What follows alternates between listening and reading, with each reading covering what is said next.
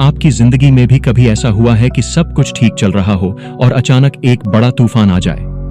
नमस्कार दोस्तों, आज मैं आपके साथ एक ऐसी कथा साझा करने जा रहा हूं जो शायद आपके अपने जीवन से भी जुड़ी हो सकती है।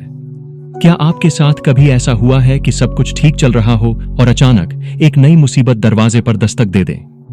जब हर कोशिश अधूरी रह जाए, हर रिश्ता बिखरने लगे और हर रास्ता बंद नजर आए, तो यकीन मानिए, ये रुकावटें सिर्फ बाहर की नहीं होती, ये हमारी भीतर की यात्रा का संकेत होती है।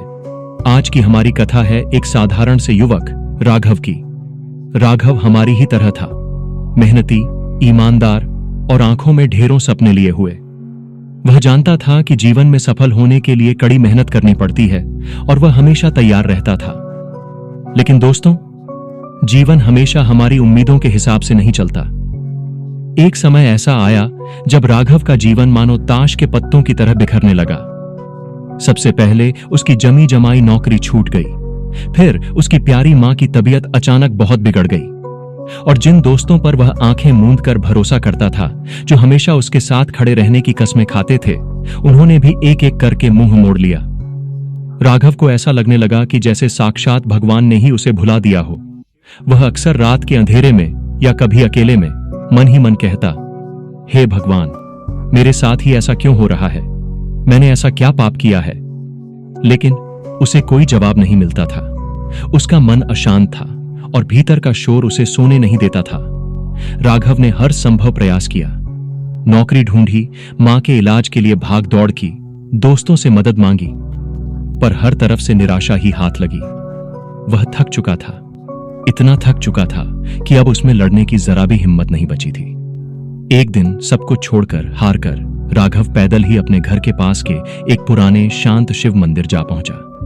मंदिर में आमतौर पर भीड़ होती थी, पर उस दिन वहां सन्नाटा पसरा था। राघव ने न कोई प्रार्थना की, न कोई शिकायत, बस चुपचाप शिवलिंग के सामने बैठ गया।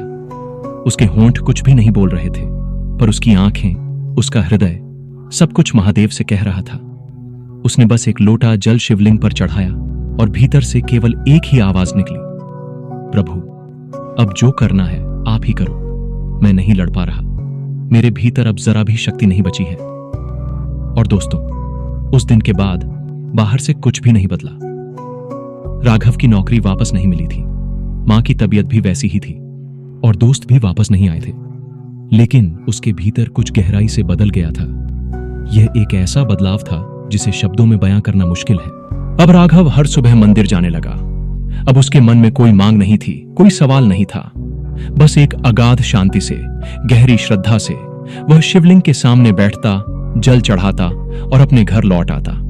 उसे बस महादेव की उपस्थिति में सुकून मिलता था। यह सिलसिला चलता रहा, पहले दिन, फिर हफ्ते और फिर महीने।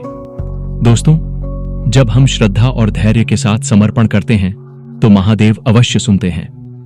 तीसरे महीने राघव को एक पुरानी पहचान से अचानक फोन आया। वह व्यक्ति जिससे राघव ने कई साल पहले संपर्क खो दिया था, उसने उसे एक काम का मौका दिया, ऐसा काम जो उसकी योग्यता के बिल्कुल अनुरूप था। यह किसी चमत्कार से कम नहीं था। धीरे धीरे उसकी मां की तबीयत भी सुधरने लगी और जीवन फिर से पटरी पर आने लगा। लेकिन दोस्तों, इस कथा का असली चमत्कार उसकी नौकरी या मां की तबीयत का सुधरना नहीं था। असली चमत्कार वह शांति थी जो अब राघव के भीतर बस चुकी थी। एक ऐसी स्थिरता, एक ऐसा धैर्य जो उसने पहले कभी महसूस नहीं किया था। उसे समझ आ गया था कि महादेव की कृपा सिर्फ हमारी इच्छाएं पूरी करने में नहीं है, बल्कि वो हमारे भीतर के तूफान को शांत करने में है। जब तुम्हारे जीवन में बार बार रुकावटें आएं, जब तुम्हें लगे कि हर तरफ से निराशा है, तो समझो, भगवान तुम्हें रोक नहीं रहे, वो तुम्हें मोड़ रहे हैं। वो तुम्हें उस दिशा में मोड़ रहे हैं जहां तुम्हें असली शांति मिलेगी, जहां तुम्हें अपने भीतर की शक्ति का एहसास होगा। महादेव कभी मना नहीं करते। जो एक बार शिव की शरण में चला गया, उसे फिर किसी और सहारे की जरूरत नहीं रहती, क्योंकि महादेव स्वयं ही सबसे बड़ा सहारा बन जाते हैं। तो अगर आज तुम भी परेशान हो, अगर हर रास्ता बंद लगता है, तो राघव की तरह एक बार मौन होकर पूरे विश्वास के साथ शिव के सामने बैठ जाना, क्योंकि महादेव कभी किसी को मना नहीं करते, वो बस इंतजार करते हैं तुम्हारे पूर्ण समर्पण का। महादेव सदा सबका कल्याण करें। अगर आपको यह कथा पसंद आई हो और आप ऐसी ही और प्रेरणादायक कथाएं सुनना चाहते हैं तो हमारे चैनल को सब्सक्राइब करना न भूलें। और हां, शिवरात्रि पर शिवलिंग पर गन्ने का रस क्यों चढ़ाते हैं, ये जानने के लिए भी आप हमारे चैनल पर दूसरी कथाएं सुन सकते हैं। इस कथा के बारे में आपके विचार हमें कमेंट्स में जरूर बताएं। और हां, कमेंट में हर हर महादेव लिखना न भूलें। AUM नमः शिवाय।